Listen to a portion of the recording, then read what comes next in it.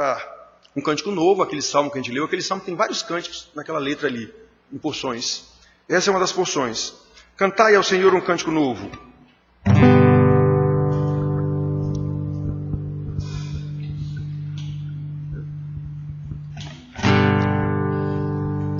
Cantai ao Senhor.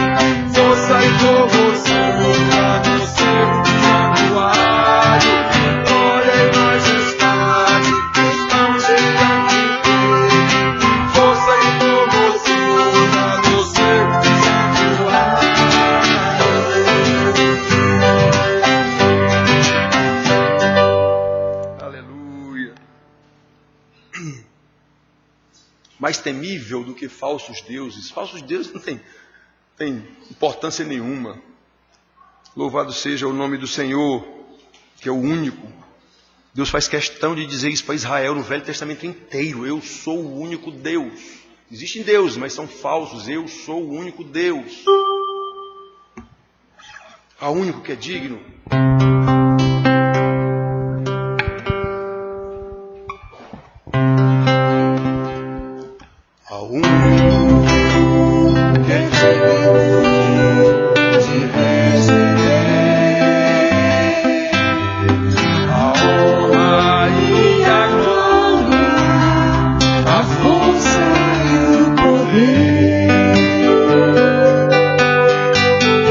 Ao Deus eterno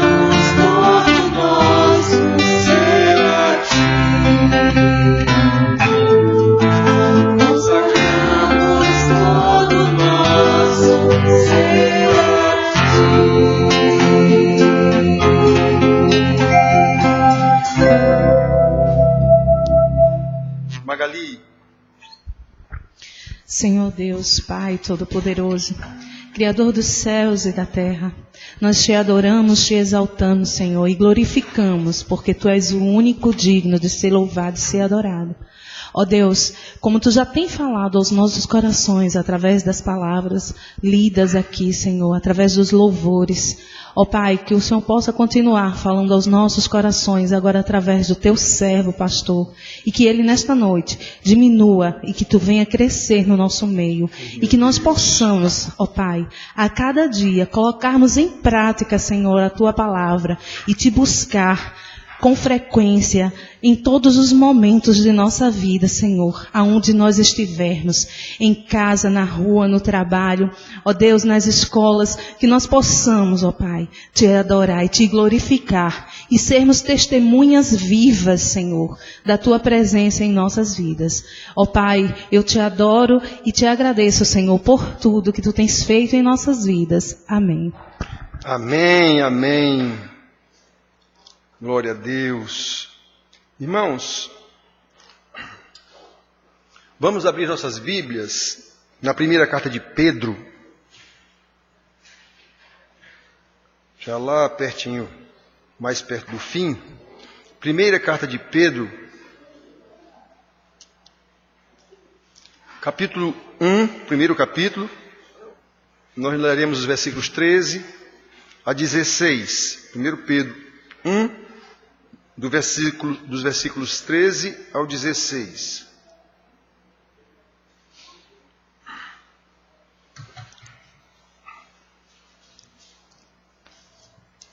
Acompanhem a leitura.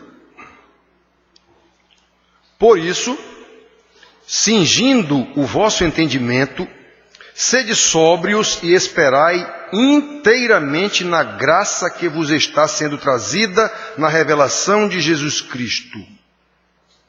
Como filhos da obediência, não vos amoldeis às paixões que tinhais anteriormente na vossa ignorância. Pelo contrário, segundo é santo aquele que vos chamou, tornai-vos santos também vós mesmos em todo o vosso procedimento, porque está escrito: sede santos, porque eu sou santo. Amém. Que Deus nos abençoe, irmãos. Como sempre dizemos, que Deus nos abençoe, que Deus nos conceda graça para entender e, em entendendo, nos conceda mais graça para lutar, para botar em prática as coisas que Ele nos ordena. Ele não pede não, Ele é Deus, Ele é Senhor. Então nós vamos falar do desenvolvimento natural da salvação. O boletim, que quase sempre eu procuro fazer a mensagem do boletim com o mesmo tema da mensagem da noite. O boletim fala na graça, na fé, vocês têm aí, graça, fé, salvação, obras. Isso é sequenciado. É pela graça que a gente recebe a salvação, por meio da fé, para fazer as obras de Deus. Isso é uma sequência natural da salvação. Se faltar algum desses pontos aí, não houve salvação. A religião, eu bato muito em cima disso aqui, porque disso eu entendo. Eu estudo religião, pesquiso religião há muito tempo.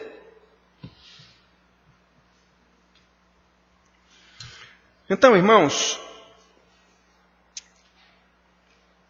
essas providências de Deus são concatenadas, sequenciais, e não há quem impeça. Pela graça, Ele nos salva. Essa salvação é pela fé, o instrumento é a fé, e essa fé é para que a gente ponha em prática as boas obras que Deus fez. Nós já pregamos sobre isso aqui. Então aqui, Pedro, ele está dizendo isso aqui também. Ó. Cingindo o vosso entendimento. O que é cingindo? Esteja pronto, esteja vestido, digamos com isso. Esteja pronto para qualquer obra. Esteja pronto. Cingindo o entendimento.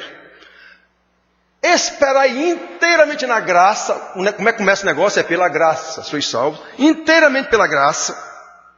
Que vos está sendo trazido na revelação de Jesus Cristo. Está sendo trazida como? O apóstolo estava ensinando a eles. Eles aprenderam com o apóstolo. Essa revelação estava sendo ensinada a eles. O Judas diz que a fé que uma vez por todas foi entregue aos santos. Versículo 3 da cartinha de um capítulo só de Judas. A fé que uma vez por toda foi entregue aos santos. Que fé é essa que ele está falando? Exatamente isso aqui, ó. a revelação de Jesus que foi dada a vocês. É essa fé que ele está falando. Muito bem. Aí agora, como filho da obediência, vamos tratar disso aqui. Como filho da obediência, o que é filho da obediência? Salvos. Salvos. Como filho da obediência, vocês não têm mais que fazer o que faziam antes. Não vos amoldeis mais as paixões que tinhais antes, no tempo da ignorância. Paulo ensina isso, Pedro ensina isso, João ensina isso, todo mundo. Lá em Atos, Paulo diz isso também. Muito bem. Pelo contrário, segundo é santo aquele que vos chamou, sede santos como ele é santo. Aí ele cita Levítico, ele cita a lei. Irmãos, que coisa linda, irmãos. Que coisa linda, irmãos. Nas últimas mensagens que pregamos aqui, nos últimos 3 domingos que eu preguei, tenho intercalado com o Antonino, pastor Antonino, mas nas últimas mensagens nós temos falado da fé racional. Lembra que eu falei a fé racional, o negócio de eu creio, eu acredito. Peraí, colega, não é assim não. Em que eu acredito? Eu tenho que saber. É racional. A primeira coisa, como é que entra em você a pregação? Pelo intelecto, eu ouvi, entendi. É racional. Tem que haver um entendimento racional da salvação. Não é só simplesmente, não, Jesus me salvou. Sim, como foi que ele salvou? O que é que você sabe sobre isso? Nada, então você não foi salvo coisa nenhuma. É racional. E essa salvação traz consequência. E essa consequência, ou as consequências, todas essas consequências estão envolvidas com a santificação, seja o que for. Como Paulo diz, todas as coisas contribuem para o bem daqueles que amam a Deus, daqueles que foram chamados segundo o seu propósito. Esse todas as coisas, é todas as coisas mesmo. Seja prisão, cadeia, fome, morte, o que for. Paulo não está falando ali de coisas materiais, não, em si. Ele está falando tudo o que acontece conosco é para a nossa santificação. É disso que ele está falando. Nós já pregamos sobre isso também. Para que esses ensinamentos, irmãos? Para que nós não sejamos apenas religiosos, assistentes de missa. Todo domingo a mesma coisa, para a missa, Ave Maria, pronto, está resolvido. A semana agora está em ordem. Os crentes são do mesmo jeito. Falam mal dos católicos, mas são do mesmo jeito. Na grande maioria, quase totalidade. Eu não tenho nenhuma dúvida disso. Por que a gente luta tanto aqui? Pelo ensino, para saber. Irmãos queridos, quem conhece a história da humanidade, pelo menos em alguma coisa, nós temos historiadores aqui na igreja. Quem conhece a história da humanidade, pelo menos um pouco. Quem conhece a história da igreja, pelo menos um pouco. Eu tenho especialização em história da igreja. Então quem conhece essas coisas, irmãos, pelo menos um pouco, sabe o poder que a religião tem. Qualquer uma. A religião, ela tem poder, ela tem a capacidade de encantar as pessoas. Aquilo que ela diz, os dogmas que ela cria, as pessoas ficam encantadas com aquilo e acreditam, e até matam e morrem por causa daquilo. Marido deixa mulher por causa da religião, mulher deixa marido por causa da religião, expulsa filho de casa por causa da religião. Que coisa incrível! Não pode expulsar um filho de casa porque o cara virou com outra religião que não é a dele. Tem uma força muito grande a religião, e qualquer uma tem essa mesma força da religião, é qualquer uma. A única que é diferente é exatamente o cristianismo, porque ela não tem essa força por causa de ser religião, ela tem essa força por causa do ensino do Espírito Santo. Eu sei em quem tenho crido, como Paulo diz. Não é porque a religião está dizendo, não, eu sei. Então, irmãos, a religião tem um poder muito grande. Tem um poder muito grande a religião. Só que na modernidade, agora, século XVIII, XIX, XX já, na modernidade, com o desenvolvimento da ciência, lembra? Quem mandava era a igreja. Quem mandava em tudo, até esse tempo era a igreja que resolvia tudo. Botava e tirava rei, inclusive, a igreja católica fez tudo isso, vocês sabem disso. Até o século XVI, reforma protestante, uma coisa fora do comum. E continua, a igreja católica todo mundo sabe que é a potência que é. Então, irmãos, com a descoberta da ciência, com o desenvolvimento da tecnologia, então a ciência começou a ganhar importância e começou a botar a igreja e seus deuses para escanteio. Esse negócio de igreja e religião, isso é negócio para tolo. A ciência prova isso. Não é o sol que gira em torno da terra coisa nenhuma. É a terra que gira em torno do sol. Aí começou a desbancar um bocado de dogma da religião, das religiões. Essas religiões não servem para nada. É o ópio do povo, como dizia Marx. É o ópio do povo, você só para enganar o povo. Deixar o povo anestesiado. O ópio era usado como anestesia naquele tempo. Quando fala isso, tem gente que pensa que é ópio droga. Não, era droga, mas no sentido medicinal. É o ópio do povo. Ela mantém o povo anestesiado para as realidades da vida, para serem subalternos aos dominadores. É isso que a religião faz. Mantém o povo com medo para ir para o céu. Fica tudo aqui, o povo fazendo o que bem entende com eles. E é verdade mesmo. Nesse ponto, Marx tinha razão. Então, irmãos, o desenvolvimento da ciência relegou a religião para plano zero, praticamente. Agora, uma religião incapaz de influenciar as pessoas, pretensamente esclarecidas pela ciência. Foi isso que aconteceu com a igreja, com a religião na modernidade. Aí vem a tal pós-modernidade, quando virou agora, depois da segunda metade do século XX para cá, pronto, virou a tal da modernidade. Aí todos os pesquisadores do fenômeno religioso, todos são unânimes em constatar e afirmar que a religião vem retomando a cada ano, vem retomando o seu poder de encantar as pessoas, de manipular as pessoas. Todas as religiões, inclusive, estão começando a se fundir. Estão começando não, já faz algum tempo. Se fundiu. O camarada que diz que é crente também é budista, também é não sei o quê, também é da igreja de Macedo, é da igreja católica, é do espiritismo, ele é de todo canto, ele mistura tudo. Ele vai em qualquer uma delas, ele acha que é tudo a mesma coisa.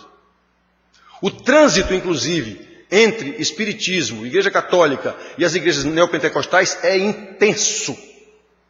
É intenso. Ora o cara está no espiritismo, ora ele está na igreja pentecostal, ora ele está na igreja católica, a carismática, que são a mesma coisa. Então, meus filhos, prestem atenção. A religião vem retomando a largos passos o monopólio da cosmovisão social. Todo mundo agora quer se pegar em alguma religião. Essa religião aqui, eu me sinto bem. O que ela diz me agrada. É isso que eu quero. Ah, meu Deus do céu. Aí você vê igrejas entupidas de gente para escutar uma pregação que lhe agrada. Não há sentimento de corpo nessas igrejas. Uma igreja com 70 mil pessoas assistindo um culto, 10 mil, 15 mil, não existe a menor possibilidade, não existe a menor possibilidade de haver um sentimento de corpo ali. Ali é uma multidão de indivíduos, cada um querendo a sua bênção individual. Isso não é igreja, isso não é povo de Deus, isso não é corpo de Cristo. Aquilo não é um pastor e aquele povo todinho não tem nenhuma ovelha ali, nenhuma. Eu não tenho o menor medo de dizer isso, meu irmão.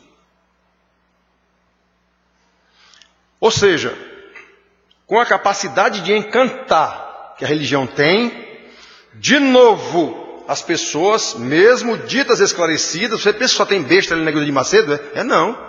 Tem doutores ali também. Você pensa que só tem gentalha, pobre, na igreja do Valdemiro? É não, tem doutores ali também. Então, mesmo as ditas esclarecidas são levadas novamente pelo poder que a religião retomou, de encantar, pelo poder de fazer as pessoas agirem de conformidade com os dogmas que ela mesma inventou, com base naquilo que o pastor está dizendo, e não com base na palavra de Deus. Sem raciocinar sobre o que estão fazendo. A religião diz que é assim, então é assim. Essa religião aqui me deixa feliz, pronto, então eu vou para ela. Essa religião aqui me faz enriquecer, então é para essa que eu vou. Essa religião diz que aqui o meu casamento vai dar certo, então é para essa que eu vou. Qualquer religião faz isso. Inclusive budismo, umbanda, candomblé, qualquer uma religião faz isso. Consertar um casamento, tirar um filho das drogas, qualquer religião faz isso. E todas elas buscam fazer isso, inclusive. Isso não é o papel do evangelho. O papel do evangelho é salvar pessoas. Aí, por causa da salvação, aí ele vai deixar tudo isso. Não é o objetivo do evangelho resolver o seu problema de casamento. Não é o objetivo do evangelho tirar seus filhos da droga. Não é esse o objetivo do evangelho. O objetivo do evangelho é a glória de Deus, é salvar pessoas para a glória de Deus. Aí essas pessoas que ele salvou, ele vai conduzir em santidade devida até o dia em que se encontrarão com ele. É isso que é o evangelho. Só isso. Aí, enquanto essas pessoas estão sendo santificadas, elas estão, obviamente, dando testemunho dessa salvação que ele recebeu pelas boas obras que são de Deus. Agora ele é um agente de Deus na prática dessas boas obras. É isso como está ensinando esses versículos aqui. E é disso que nós vamos tratar. Então, meus filhos, prestem atenção. Essas mega igrejas e seus mega eventos são 100% falsas. Quem está ali, a Bíblia garante, é um anticristo quem está aqui no púlpito. A Bíblia garante isso. Não sou eu que estou dizendo, não. A Bíblia garante isso. E mais, diz que eles foram postos para isso mesmo. Ou seja, eles não vão para o inferno ou serão condenados porque estão ensinando errado, não. Na verdade, eles estão ensinando errados porque já são condenados. É isso que a Bíblia diz. Isso é terrível. Olha o meu Deus tremendo. Pois é. Quem faz isso? Deus. É Deus quem faz isso. Ele não deixou a sua palavra para a gente ver como é que ele quer. Ele não se revelou para nós na palavra. Como é que eu estou dando ouvido a esse monte de besteira, esse monte de coisa que o pessoal inventou para me agradar?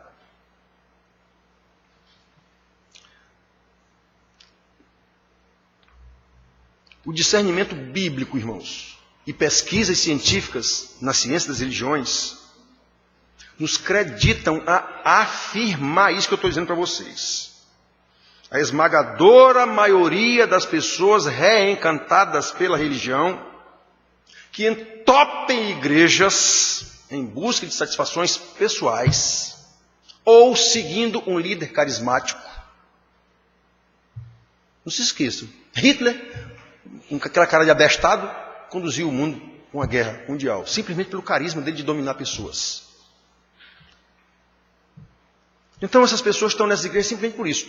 Ou atrás de satisfações pessoais, porque são pessoas depressivas, deprimidas, cheias de problemas, e o pastor promete resolver esses problemas, então é para lá que eu vou. Ou então porque o pastor é carismático e eu adoro esse meu pastor, eu estou lá porque eu gosto dele. Eu gosto das pregações dele. Você não tem que gostar das minhas pregações, você tem que ouvi-las, aprender e botar em prática. O que eu estou falando aqui é a palavra de Deus. Aí, irmãos, como é que a gente pode provar isso que eu estou dizendo? Mas o pastor fica sempre mostrando esse negócio de defeito. E eu mostro, a Bíblia é assim. O Velho Testamento, os profetas mostraram isso para Israel o tempo inteiro. Jesus mostrou isso para os seus apóstolos o tempo inteiro. Os seus apóstolos mostraram para todas as igrejas o tempo inteiro. O erro errado dentro da igreja. Como é que eu não vou fazer isso? Olhem bem, irmãos. Com a constatação clara, qualquer pessoa que tem um pingo de discernimento é capaz de ver isso. Com a constatação clara de que não há qualquer mudança na vida dessas pessoas que estão entopem a igreja, que estão anos a fio na igreja. O pastor tem condição de saber qual o progresso que esse irmão teve. Nenhum. É complicado. É complicado. Então isso autoriza o pastor a dizer: esse povo não é crente, não foi salvo. Eu entendo de religião e entendo de Bíblia até o limite que me é dado pelo Senhor. Ora, que coisa! Lá vem o pastor com a mesma ladainha. A mesma ladainha sim, é a Bíblia. É a mesma ladainha sim, eu não vou pregar nada diferente aqui não. Eu só vou pregar a Bíblia.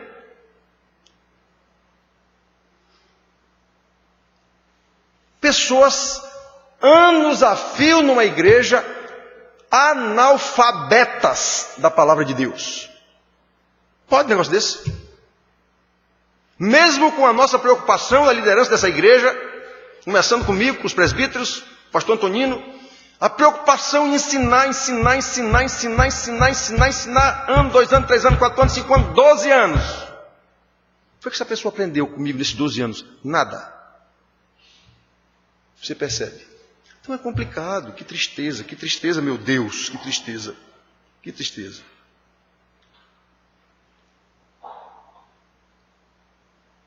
Ou seja, se não há desenvolvimento natural da salvação, que é nada mais, nada menos do que a santificação pelo conhecimento da palavra. Não há como ser santificado sem ser pelo conhecimento da palavra. Lembra da oração de Jesus? João, capítulo 17. Como é? É isso mesmo? Versículo 17. Jesus dizendo: Pai, santifica-os na verdade. a tua palavra é a verdade. O que foi que Jesus disse? Pai, santifica-os na tua palavra. Não há como você crescer em santidade sem crescer no conhecimento da palavra. Você vai crescer como religioso. Você vai se desenvolver numa igreja como religioso. Vai ser líder não sei de quê, vai ser diácono, vai ser presbítero, vai ser pastor, enganando os outros do mesmo jeito, porque está primeiro se enganando a si mesmo, é o auto-engano do pecado. Você vai pensar que você é crente mesmo, você vai pensar que você é pastor mesmo, você vai pensar que está conduzindo um monte de ovelhas de Deus. Tá, não, você não é pastor coisa nenhuma, e aquelas pessoas que vocês estão conduzindo não são ovelhas. Quem diz isso é a Bíblia. Então preste atenção, irmãos. Não há como desenvolver a salvação sem ser no conhecimento, no crescimento do conhecimento da palavra, para poder pôr em prática as obras do Senhor conforme a sua palavra. Não há como sistematizar a salvação sem que a santificação seja colocada sempre em primeiro lugar. A partir da salvação vem a santificação. Aí faça o que você quiser, desde que seja de acordo com a palavra de Deus. Como dizia Agostinho, sei lá quem, ame, aí faça o que você quiser. Tudo que você fizer em amor, o que é amor que ele está falando? Nem amor, sexo não. É amor, conhecimento de Deus, é o amor de Deus. Faça qualquer coisa que vai estar certo. Se você está fazendo por amor, se você está fazendo pela fé, o que é fé? O conhecimento da palavra, tudo que você fizer está certo. Então, irmãos, vamos aprender com esses versículos aqui de Pedro. 4 versículos. Então, para a gente entender melhor, desde o início da carta, Pedro, lá no início da carta, está aqui, ó, Pedro, apóstolo de Jesus Cristo, aos eleitos. Ponto de partida. Já disse para vocês, o Velho Testamento foi escrito para Israel. Foi escrito para o mundo, não, foi para Israel. O Novo Testamento foi escrito para a igreja. Foi para o mundo também, não, foi para a igreja. A única coisa que está escrito para o mundo aqui é arrependa-se. Você é um pecador e Jesus pode salvá-lo. É a única coisa que tem escrito aqui para pecador, na Bíblia. O resto já é escrito para quem é salvo. Muito bem, irmãos, então ele está se dirigindo aos eleitos. Não é todo mundo lá de Roma ou da Palestina que existia naquela época, não. Era aos eleitos. Pessoas salvos pela graça, mediante a fé, para as boas obras. Nós vimos no outro domingo aqui.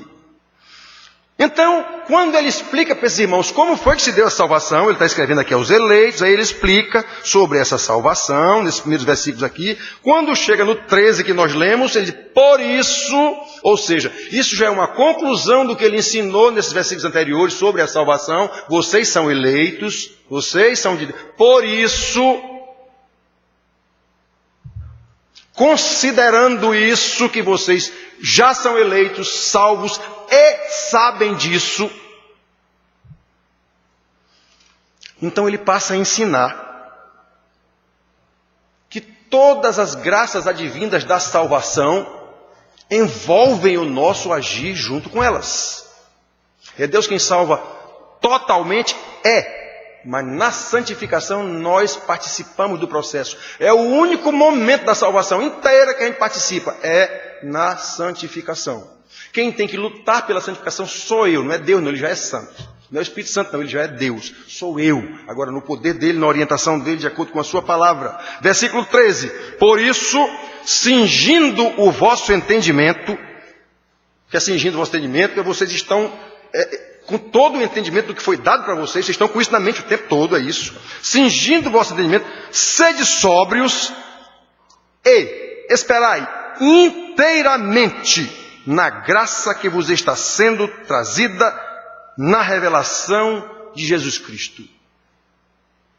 Então, irmãos eleitos, já são crentes, fala tudinho sobre a salvação. Agora que vocês entenderam bem isso, prestem atenção. Prestem atenção. Se vistam com esse conhecimento, não deixem esse conhecimento fora de vocês, minuto nenhum. E esperem pela graça, pela revelação do nosso Senhor Jesus Cristo. E todas essas casas, eles remetem os seus ouvintes ao céu, à glorificação. Vocês estão lutando aqui agora, isso é tudo passageiro. Vai chegar o dia do Senhor. Muito bem, então vejam bem, irmãos. Assim como aqueles irmãos a quem Pedro escreveu, já sabiam, Pedro já tinha dito, ele estava só relembrando aqui. Nós também sabemos pelas Escrituras como é que se dá a salvação. Nós sabemos disso. Nós sabemos que nós éramos inimigos de Deus, todas as cartas dizem isso. Nós éramos inimigos de Deus, tem uns que falam claramente nisso, inimigos de Deus. Nós sabemos que Ele nos reconciliou consigo mesmo, mediante a fé no Senhor Jesus Cristo, por intermédio do Senhor Jesus Cristo na cruz. Nos justificou com essa justiça de Jesus. E uma vez justificados, então nós passamos a ser transformados, esse é o processo de santificação, para nos tornar a semelhança de Jesus. Paulo diz isso lá em Romanos 8, 28, 29, 30. Ele diz isso. Que nós vamos ser, ele chamou, a quem chamou, predestinou, esse ele chamou, a quem chamou justificou, a quem justificou santificou, a quem santificou glorificou. Ele diz tudo isso aí. E diz que todas as coisas cooperam, lembra, todas as coisas cooperam para o bem daqueles que amam a Deus, daqueles que são chamados segundo o seu propósito. Qual é o propósito? Qual é o propósito? Esses que ele chamou foi para transformá-los à imagem do seu Filho, para que ele seja o primogênito entre os mortos. Ou seja, ele é o primeiro que ressuscitou e foi para o céu. Isso, nós vamos atrás dele. É esse o propósito. Pois muito bem, irmão, nós sabemos dessas coisas. Nós sabemos de tudo isso. Portanto, quando falamos de salvação e do seu desenvolvimento natural, não há como ficar desvinculado do processo imediato, natural e contínuo da salvação. Não há como. Ou então eu não fui salvo coisa nenhuma, eu sou só um religioso encantado pelo poder de encantamento da religião.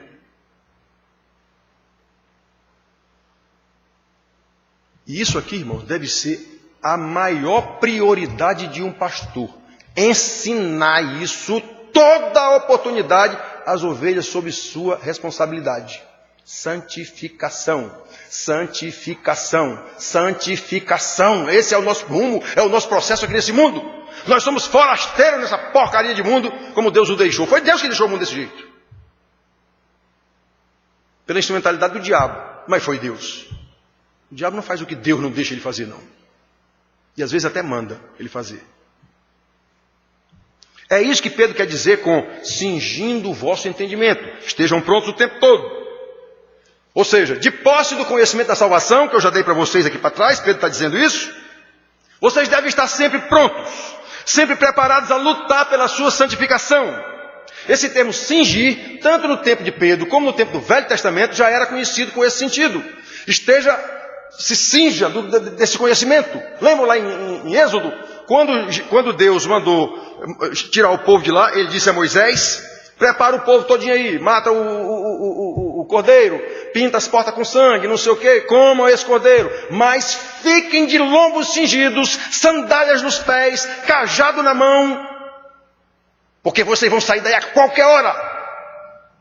Fiquem cingidos, preparados, porque vocês vão sair daí a qualquer hora. Foi essa ordem de Deus. Pois é, lá no Velho Testamento, no Êxodo, o cingido já tinha esse sentido. Fique pronto, de prontidão, não refresque. Na aula de sexta-feira aqui eu falei isso. Irmãos, nada é banal no Evangelho. Nada é de brincadeira. Nada é de faz de conta. Não tem momento sagrado e momento profano. Tudo para Deus é sagrado. Quer comais, quer bebais, quer façais qualquer outra coisa. Tudo seja feito para a glória de Deus. Eu não sou crente quando estou na igreja e não crente com todo mundo. Não existe isso. A nossa vida é uma vida de santificação. Tem que ser assim o tempo todo. É isso como quer dizer com cingindo o vosso entendimento. No caso específico de Pedro, falei lá do caso de Faraó, do caso de Moisés. Nesse caso específico de Pedro, o que ele está falando é que agora que vocês tomaram conhecimento disso, a santificação é uma decisão imediata e contínua. Vocês vão ter que ficar agarrados com isso o tempo todo. É o que Paulo nas suas cartas diz: dispam-se do velho homem e vistam-se do novo homem. Isso é um ato contínuo que Paulo manda, não é só uma vez, não, o tempo inteiro. Fiquem agarrados com essa nova roupa do velho homem, do novo homem, e fiquem se despindo cada vez mais de alguma coisa do velho homem que ainda existe e sempre existirá. Então, irmãos, preste atenção. Se eu fui salvo, segue-se a esse ato da declaração de que eu sou justo pelo Senhor Jesus, segue-se a santificação imediata e contínua. a par desse conhecimento que, inclusive, continua me sendo dado, como ele diz aqui, a graça que vos está sendo trazida na revelação do Senhor Jesus. Eu não sei tudo, eu estou aprendendo todo dia nas Escrituras, e todo dia estou passando para vocês. A gente nunca vai deixar de aprender de Deus, a não ser quando morrer. E a ordem é essa: procure, continue crescendo no pleno conhecimento de Deus. Todos os apóstolos dizem isso o tempo todo.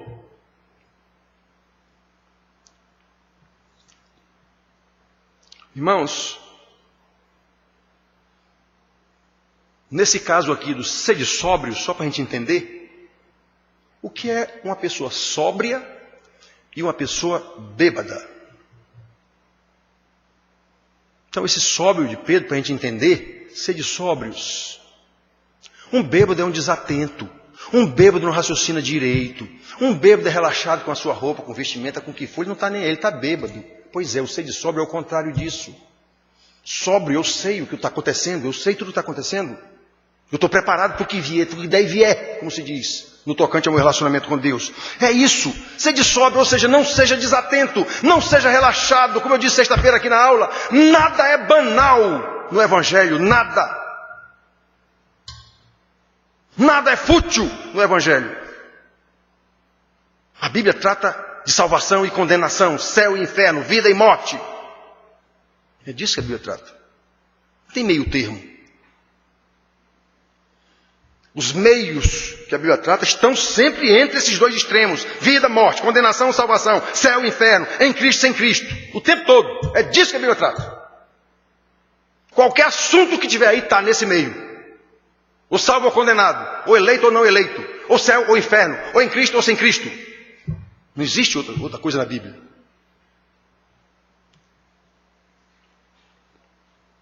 Então, quando Pedro diz sede sóbrio para o povo dele lá naquela época, e para nós estejam sempre atentos, estejam sempre vigilantes, não vacilem, não se descuidem da sua santidade, porque Pedro também diz aqui nessa mesma carta, porque o diabo é como um leão que ruge ao derredor procurando lhe pegar.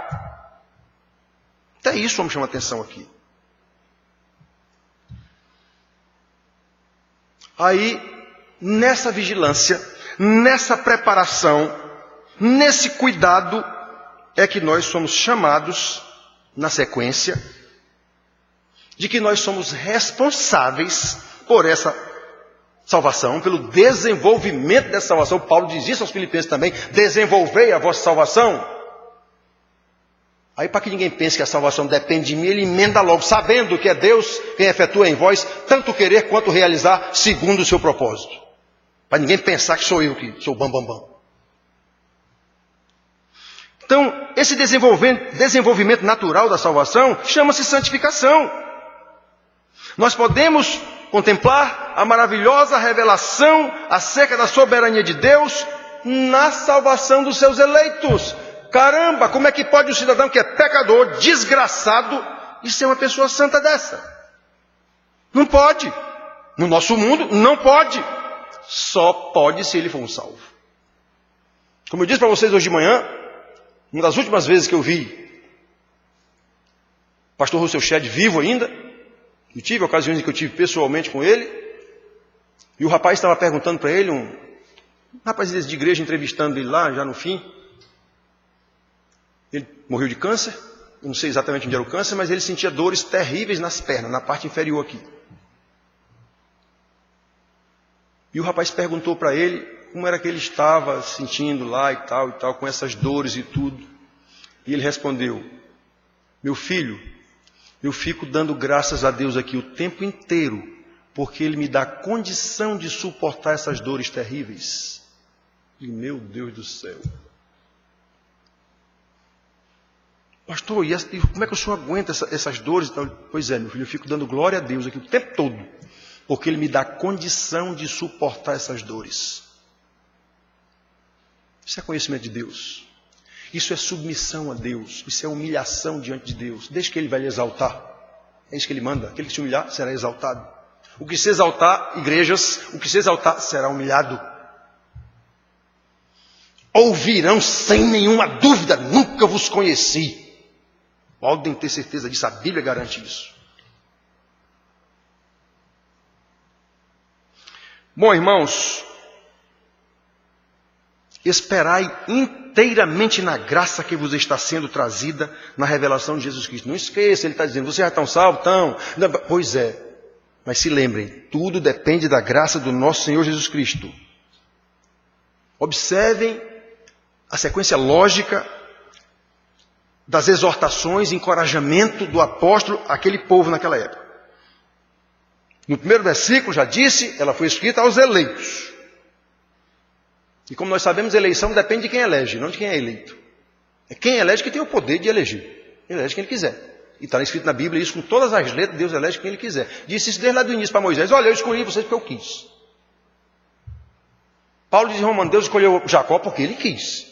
Por que ele não escolheu Esaú? Porque ele não quis escolher Esaú. Pronto. Muito bem. Então, a prerrogativa, o poder, a decisão, é isso que quer dizer, segundo o seu beneplácito, é totalmente dele. Ninguém dá pitaco.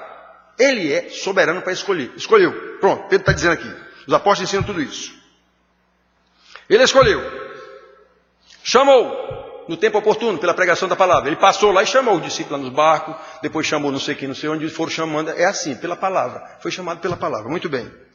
Só que uma vez chamado, uma vez eleito, uma vez reconciliado por Deus pela justiça do justo Jesus, que o Pai nos declara justos por causa da justiça dele, que nos é acreditada, o eleito toma conhecimento disso.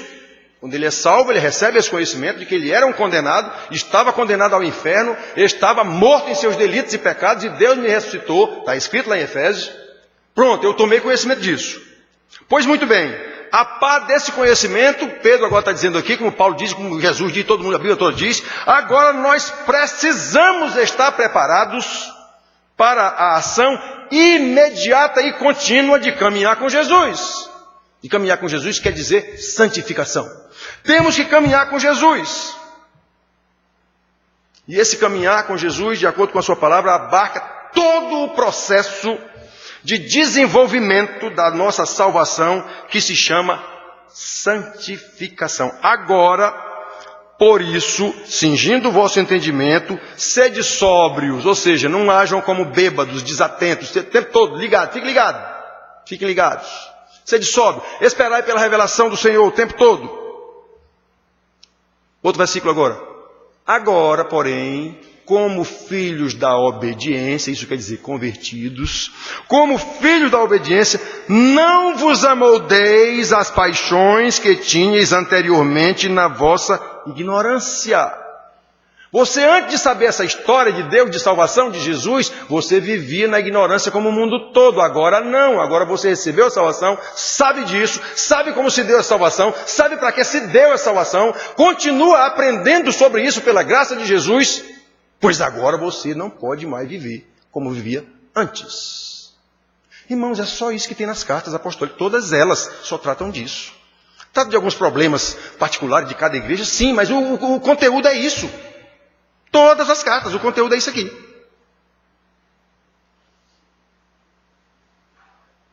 Que nem as profecias dos profetas do Velho Testamento. Todas são a mesma coisa.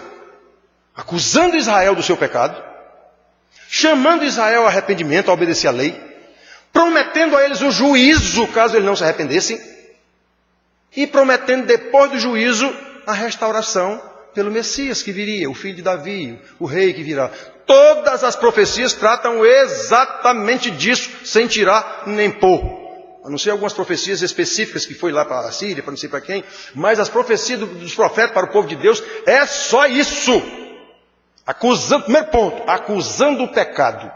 Está na Bíblia.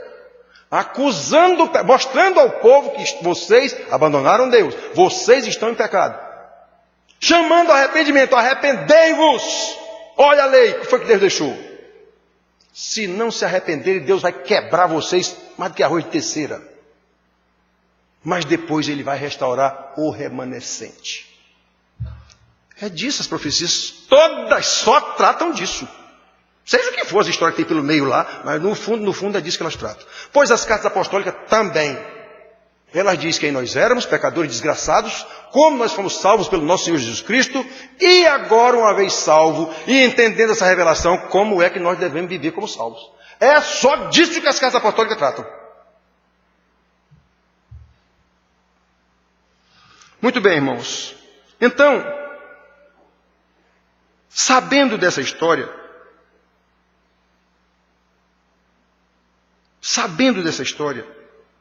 nós precisamos estar preparados para essa nova vida. Lembram? Aquele que está em Cristo é nova criatura, 1 João 5,17. Aquele que está em Cristo é nova criatura, as coisas antigas já passaram, eis que tudo se fez novo. Pois é. Então agora eu vou viver como filho da obediência. Lemos aqui no versículo 14.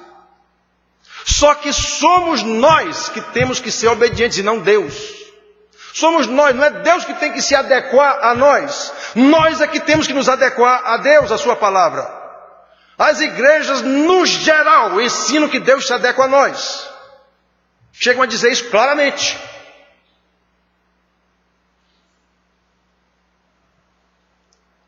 É você quem decide sobre a sua salvação. As igrejas ensinam isso.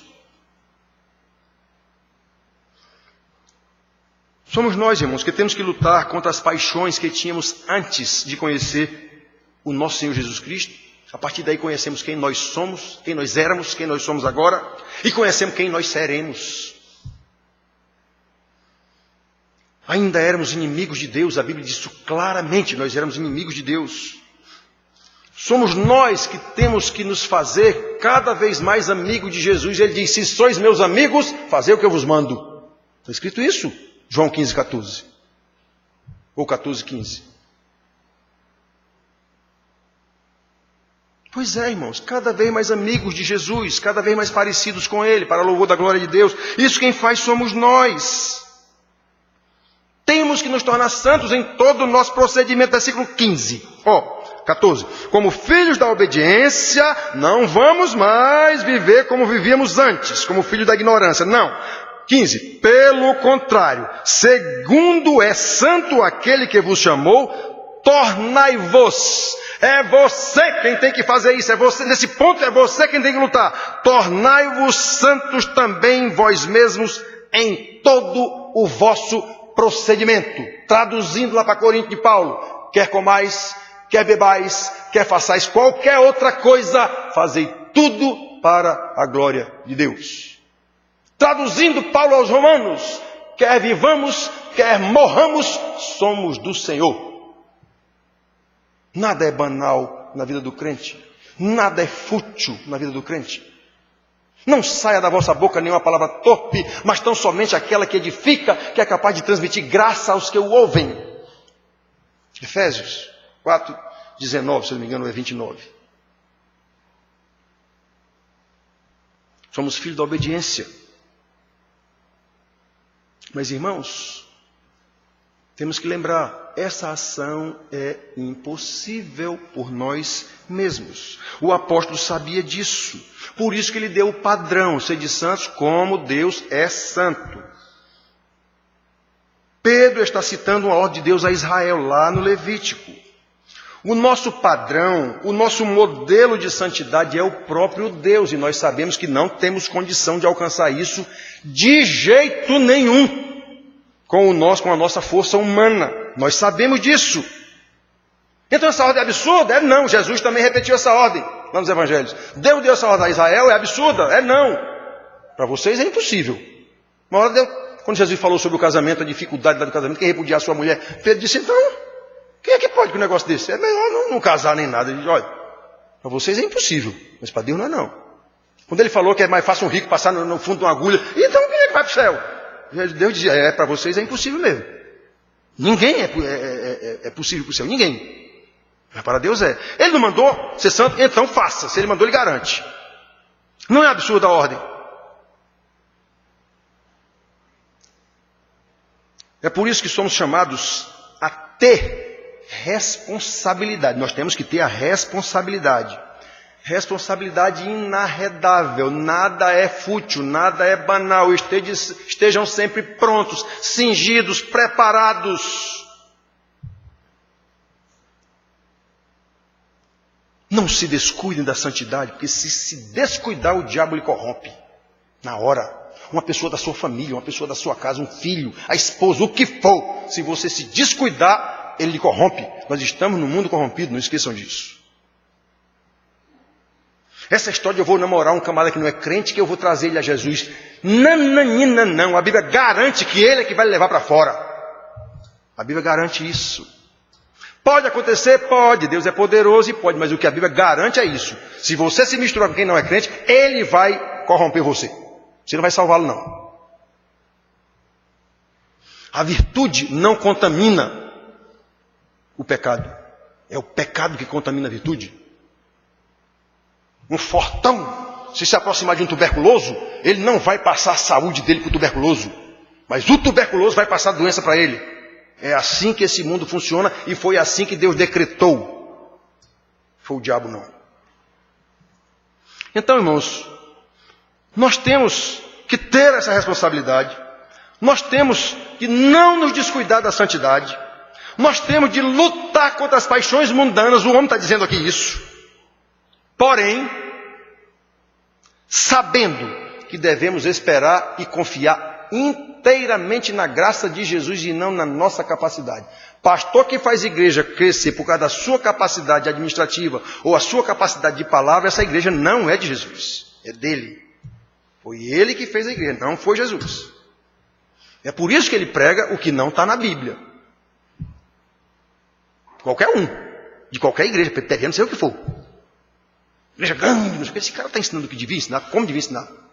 Tá não, então isso não é de Deus. Ou então a Bíblia não presta.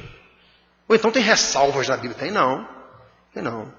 Eu ouvi aí um dia que o Papa, sei lá quem, o Vaticano, estão pensando em criar uma nova Bíblia, que essa aqui está ultrapassada. Bíblia 2000, sei lá como é o nome vai ser. Essa aqui está ultrapassada, isso não serve mais não.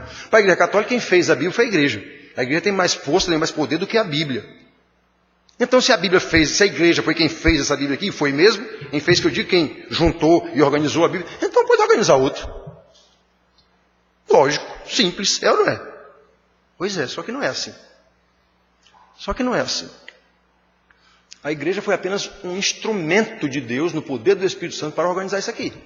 Quem fez isso aqui foi Deus, foi o Espírito Santo, na instrumentalidade do homem convertido. Esse convertido vai ser agente de Deus. É exatamente o que acontece conosco. Eu não tenho condição de ser crente sozinho. Eu não tenho condição de me santificar sozinho. Mas a responsabilidade de lutar por isso é minha. Fortalecido no Senhor e na força do seu poder. Efésios 6:10. É isso compete a nós e nós não podemos relaxar nisso. É isso como está chamando a atenção aqui do povo, os eleitos. Atenção, ele está chamando os eleitos a essa responsabilidade aqui. Não é quem não é eleito, não.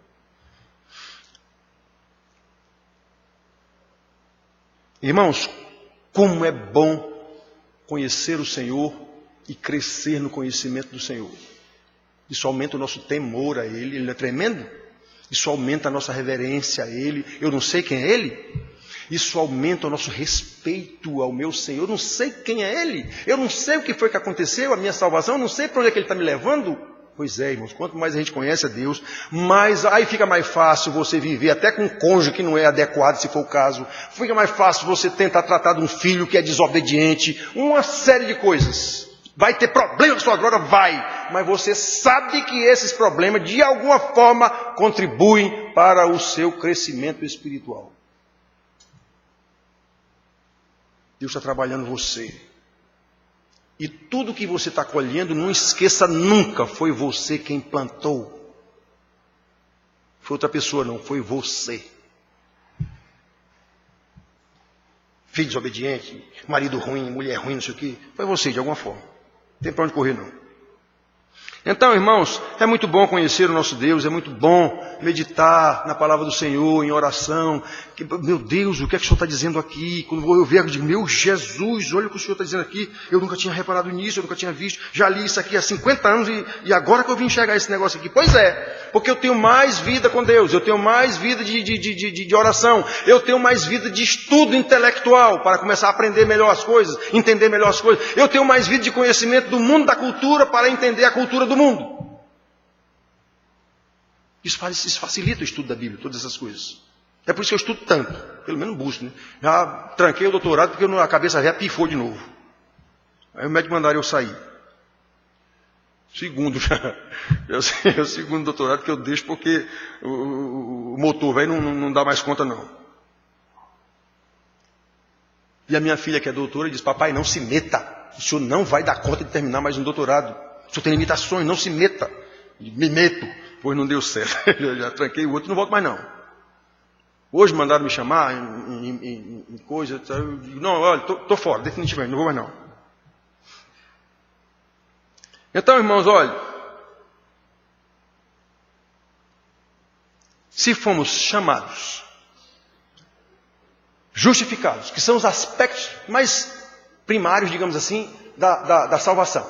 Primeiro, predestinação. Deus nos chamou, está escrito na Bíblia, em vários lugares de Israel, antes da fundação do mundo. Escolheu quem ele quis, porque ele quis, para louvor da sua glória. Tudo bem.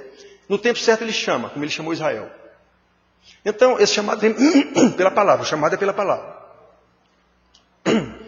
Justificou. Como foi que ele justificou? Com Jesus na cruz do Calvário. Desde Adão foi justificado pelo Senhor Jesus na cruz do Calvário. A fé que Abraão teve lá foi a fé nesse Messias.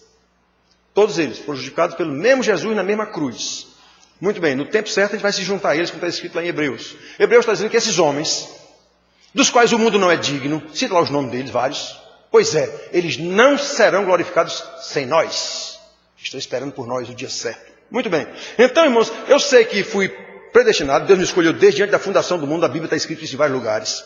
Ele me chamou no tempo oportuno, Ele me justificou com a justiça de Cristo, Ele agora está me ensinando, está me santificando pelo ensino da palavra, como está escrito aqui, e garante que vai me glorificar no último dia, dizendo: vinde benditos do meu Pai. Eu não conheço esses aspectos da salvação? Eu conheço esses aspectos da salvação.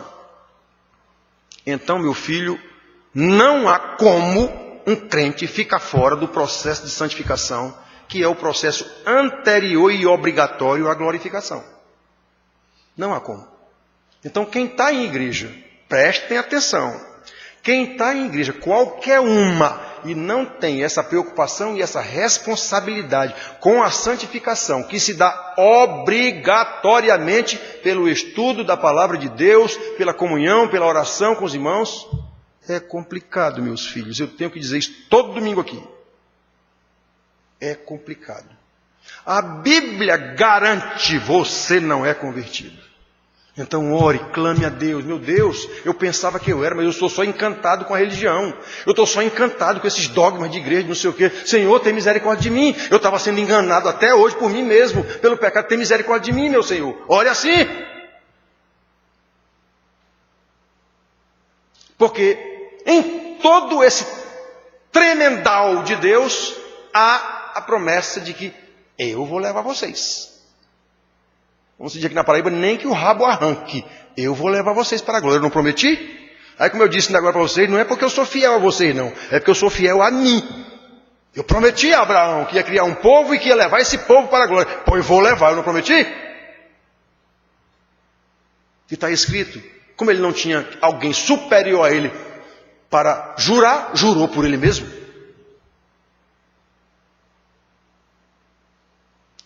Meus queridos, precisamos conhecer o nosso Deus, como cresçamos no conhecimento do Senhor. Quem é esse Deus? Não é o Deus das igrejas, qualquer uma, com raríssimas exceções. Não é o Deus das igrejas. As igrejas são só religião, domínio das pessoas. Sempre foi assim, a história da igreja. Qualquer uma, inclusive a evangélica. Qualquer uma. Então, irmãos, a gente tem que prestar muita atenção. Os filhos de Deus manifestarão a sua filiação. Filho nos parece com os pais? A não ser um filho rebelde.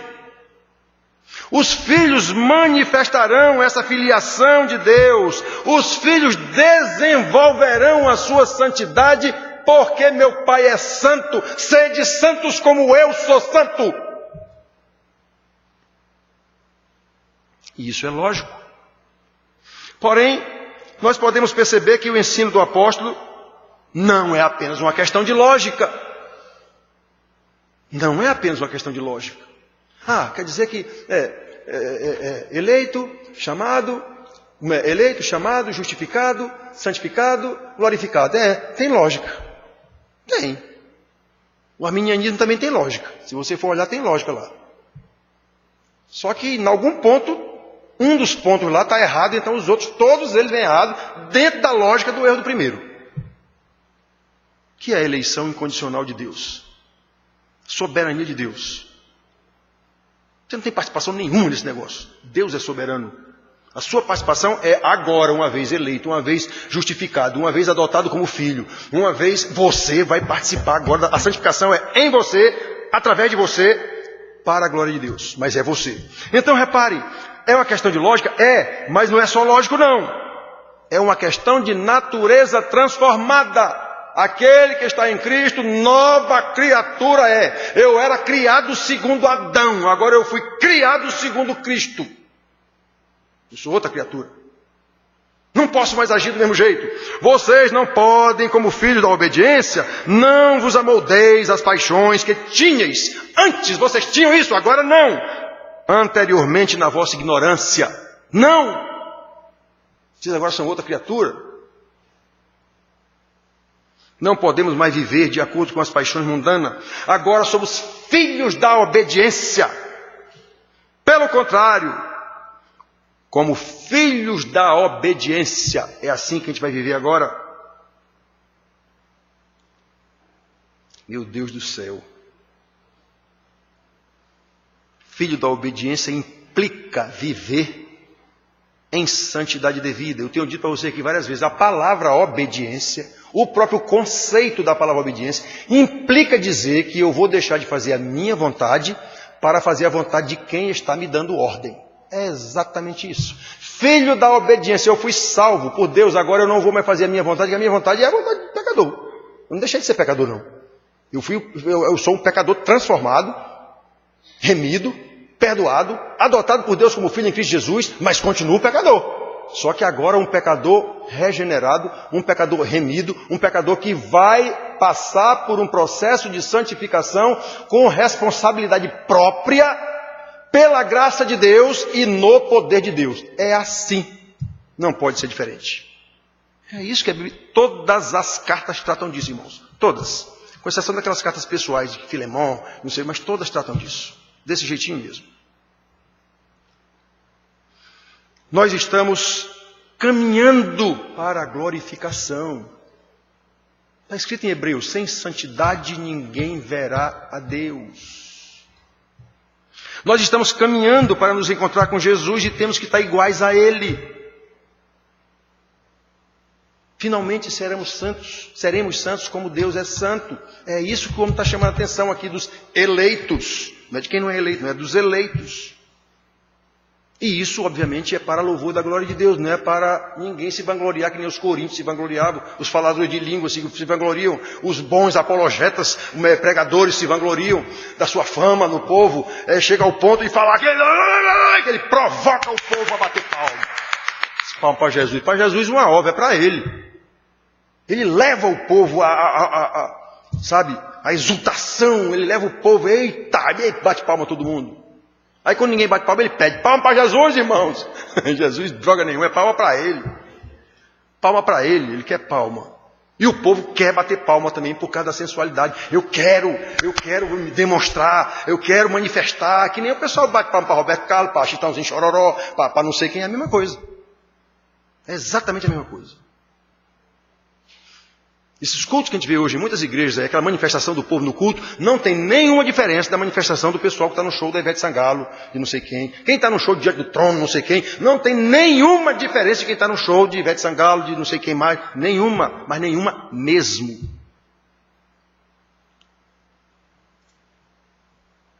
Por isso, irmãos, a questão é, a par do que nós escutamos até agora. Será que todos aqui estão cingidos desse entendimento? Sabem dessas coisas e não abrem nem com trem, como se diz aqui na Paraíba? Eu sei em quem tenho crido, eu sei quem é meu Senhor, eu sei o que é que eu tenho que fazer, eu sei que eu dependo da graça dEle, eu sei que eu preciso dEle comigo o tempo todo. Será que todos estão prontos a lutar pela sua santificação? Nós somos tentados a todo momento. Eu sei disso. Eu não sou também tentado? Eu não sou um pecador também? Eu sei as tentações que eu tenho todo dia, toda hora e em todo lugar, o que for. Eu sei. Todo mundo deve saber disso. Será que todos aqui estão sóbrios, atentos, preparados, vigilantes contra as armadilhas do mundo, vigilantes contra as tentações de Satanás, vigilantes contra a religião encantadora? Não interessa o nome da igreja. Dogmas falsos, dogmas de homens. Irmãos, os fariseus acreditavam piamente que eles eram merecedores da salvação. Por isso que Jesus não era salvação para eles. Eles acreditavam piamente que eles eram merecedores da salvação, porque eles faziam aquilo que eles diziam mesmo. Na prática, eles eram homens santos, retos, probos, honrados diante do povo, eram mesmo. Só que eles achavam que isso era que garantia a salvação deles, o fato de cumprir a lei. E não era. Então, dogma de igreja não serve para nada. Aliás, serve para levar para o inferno. Então, será que a gente está vigilante contra isso, irmãos? O que é que estão ensinando? O que é que o pastor está ensinando? Eu estou preparado para prestar atenção para esse negócio? Ou o que o pastor diz é o ungido de Deus, o que ele diz está certo? Se você pensar isso, já está totalmente complicado o negócio. Então, irmãos, olha, será que todos estão assim? Será que todos aqui estão conscientes de que nessa luta para desenvolver a salvação, precisamos esperar inteiramente na graça do Senhor? Porque somos incapazes de lutar sozinhos. Até para pregar o Evangelho, Paulo dizia isso, com todo o poder que Deus lhes deu, ele diz, quem é suficiente para essas coisas? Essa pergunta exige a resposta, ninguém, nenhum de nós. Mas mais na frente ele diz, mas a nossa suficiência vem de Deus. Pronto, é a mesma coisa que Pedro está dizendo aqui. Portanto, irmãos, que cada um faça uma autoanálise sobre a sua vida espiritual. Não adianta você enganar os outros. Não adianta parecer que é, mas não é. Todo mundo pensa que é, mas não é. Você sabe. Você sabe. Cada um aqui sabe. Quem não sabe tem problema psíquico. Isso é outra possibilidade. Da pessoa pensar que é santa mesmo, ele tem um problema psíquico, na verdade. Ele acredita na mentira que ele diz. E aí, os políticos todos têm essa doença, certo? Ele acredita naquilo que ele diz. É mentira, mas para ele é verdade. Ele acredita naquilo que ele diz. Então isso é uma possibilidade de muitas pessoas que estão na igreja. Ele acredita que é crente, só que não é. Ele não está observando a palavra de Deus, então não é. Mas ele acredita que é. Então, preste atenção, será que a gente está fazendo essa autoanálise? Aí como é que eu posso fazer essa autoanálise, pastor? Fácil. Você tem aproveitado todas as oportunidades para aprender da palavra de Deus com o seu pastor, com os presbíteros? Ou você deixa passar oportunidades por qualquer motivo, novela, jogo de futebol, praia, o que for, conversa com amigos. Isso aqui são elementos de você medir. Você tem aproveitado todas as oportunidades que a sua igrejinha lhe oferece para lhe ensinar? Você tem crescido no conhecimento de Deus? Tem irmã que já disse aqui para mim, pastor, o senhor disse que a gente não aprendeu nada, mas a gente já aprendeu muita coisa. Pastor, eu digo, então demonstre, irmão, pelo amor de Deus. Demonstre que aprendeu. Porque a sua vida não demonstra isso. Você continua agindo do mesmo jeito que eu conheço a sua vida? Você continua criando os filhos do mesmo jeito que eu não conheço a sua vida? Você continua tratando seu marido do mesmo jeito que eu não conheço a sua vida?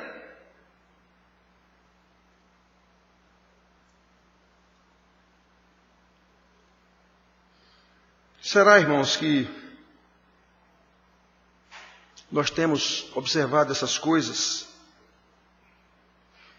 Porque o conhecimento de Deus se evidencia obrigatoriamente na nossa obediência à sua palavra, obrigatoriamente uma vida de santidade, o que implica obediência, o que implica crescimento na fé, uma fé cada vez mais robusta, capaz de suportar tempestades. Jesus disse que vem as tempestades, inclusive para quem é crente. Vem as tempestades, os ventos soprarão, vem desgraça para cima de você. Acontece que eu estou firmado na rocha, que é a palavra de Deus, e a casa prevalecerá.